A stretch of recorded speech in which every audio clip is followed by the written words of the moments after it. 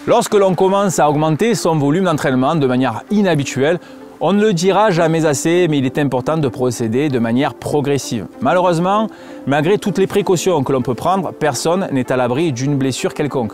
Aujourd'hui, on se rend à KSP13, Kinésport Performance, les nouveaux locaux où professe Hugo, kiné du sport, qui a déjà témoigné à de nombreuses reprises sur Passion Trail. On va voir ensemble quelle importance peut avoir le suivi d'un entraînement par des professionnels de la santé grâce à un accompagnement aussi bien thérapeutique que préventif. Salut, c'est Damien de Passion Trail et bienvenue dans cette vidéo où on va voir ensemble aujourd'hui qu'est-ce qu'un suivi d'entraînement, un accompagnement thérapeutique et préventif par des professionnels de la santé. C'est parti!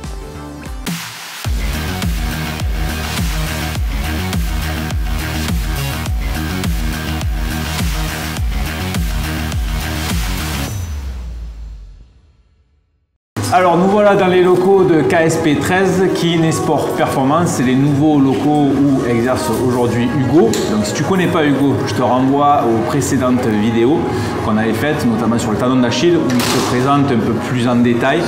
Et pour faire bref, Hugo, il faut savoir que c'est le kiné, un des kinés qui s'occupe de l'équipe de France d'escrime. Donc aujourd'hui on est dans ces nouveaux locaux qui m'a présenté aujourd'hui. Et voilà, KSP13, c'est quoi exactement, Hugo, et qu'est-ce qu'on fait ici? Qu'est-ce que tu proposes ici chez KSP? KSP13, c'est un cabinet de kiné qui a été créé par Daniel Moreau, Frédéric Nieto et moi-même. On l'a créé début janvier. Le principe de base, c'est qu'on est 3 kinés du sport. Le principe, c'est de prendre en charge tous les patients comme des sportifs de haut niveau. On passe du temps avec eux, on fait énormément de travail manuel. Ça, c'est la partie rééducation. Et on a une énorme partie réathlétisation et prévention. Donc notamment, on a mis un terrain de foot synthétique, un grand terrain de foot synthétique, une piste d'athlétisme. Et on a essayé de faire en sorte d'avoir vraiment de la prévention, de la rééducation et de la réathlétisation. C'est vraiment le credo sur lequel on s'est axé. On a pas mal de sportifs de haut niveau déjà avec qui on travaille. Et voilà. Très bien. Alors justement, je voulais te voir aujourd'hui pour plusieurs choses, notamment sur l'accompagnement des sportifs. Aujourd'hui, on se rend compte qu'il y a de plus en plus de personnes qui se mettent au sport de manière régulière, avec d'assez gros volumes d'entraînement. Pour autant, ils ne sont pas professionnels, tu vois. Et je voulais savoir si l'accompagnement chez ces genres de personnes était préconisé, si c'était conseillé. Est-ce que tu fais ça, par exemple, toi aussi? Est-ce que tu peux le faire? Alors, complètement. C'est justement le but du jeu. On a trois types de personnes que l'on va prendre en charge. Il y a les sportifs de haut niveau qui ne sont pas dans une enceinte comme l'INSEP ou comme un Krebs et qui ont besoin d'une prise en charge un peu plus holistique. Donc, ces athlètes s'entraînent dans leur club, ont des cours aménagés et ensuite viennent en soins chez nous. Ça, c'est des athlètes qui sont déjà dans une structure, on va dire, c'est des athlètes qui font du haut niveau, qui sont déjà dans une petite structure. On a des athlètes amateurs qui font énormément de sport mais qui ne sont pas forcément pris en charge dans leur quotidien. Et c'est vraiment une grande partie des personnes avec qui on va travailler également. Des trailers, on a plein de sports, de gars qui vont faire du sport très régulièrement, à haute intensité, mais sans prise en charge dont bénéficierait un sportif de haut niveau. C'est quoi en fait l'avantage de se faire suivre par une équipe dédiée pour le sport quand on fait des gros volumes d'entraînement? Il y a plusieurs choses. Le premier volet, c'est la prévention. C'est-à-dire que si vous courez régulièrement, je sais pas, vous allez vous faire 4 sorties semaine et que vous avez comme objectif un marathon, un semi, un trail, vous allez faire subir à votre corps énormément de charges.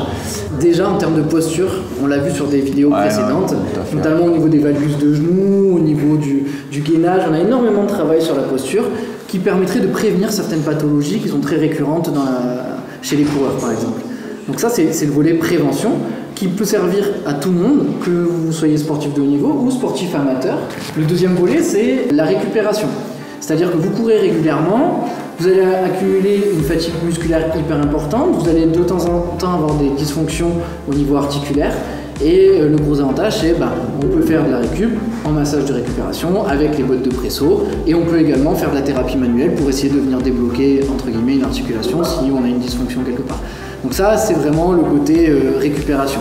Et puis ensuite, on a le côté rééducation. On prend l'exemple d'une personne qui va développer une tendinopathie achilléenne ou une tendinopathie de la patte doigt, par exemple. La personne court régulièrement, elle a une tendinopathie. On ne veut pas qu'elle arrête de courir, il n'y a aucun intérêt à la faire arrêter de courir. Par contre, on va la prendre en charge pour qu'elle puisse continuer à courir, tout en faisant en sorte de soigner sa pathologie. Très bien. Ok, et alors bon, pas tout le monde peut se faire suivre par une équipe médicale spécialisée.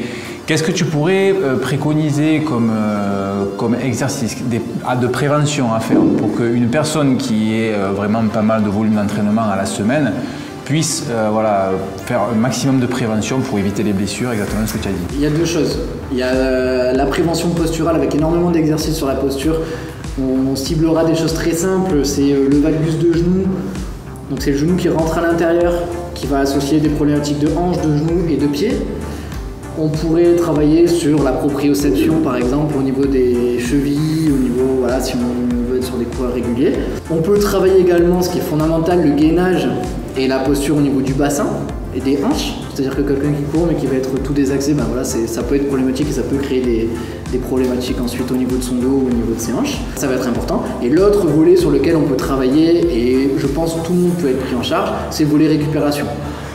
Aller voir son kiné pour faire des massages de récupération une fois par semaine, ou une fois toutes les 2 semaines, c'est quelque chose d'intéressant. Se rendre dans des endroits où on peut faire des bains chauds, bains froids, des alternances bains chauds, bains froids, ça peut être intéressant aussi. Dans certaines villes, on a cette possibilité-là. Les bottes de pressothérapie également, c'est intéressant. Le farm roll, les rouleaux vraiment de farm rolling sont très intéressants. On a maintenant les pistolets masseurs, pour ne pas citer de marque, qui sont intéressants mais qui remplaceront malheureusement ni le farm rolling ni les pistolets massants ne remplaceront jamais un massage. Parce que quand on masse, on vient travailler sur des zones où on sent un peu plus de densité, on sent des lésions.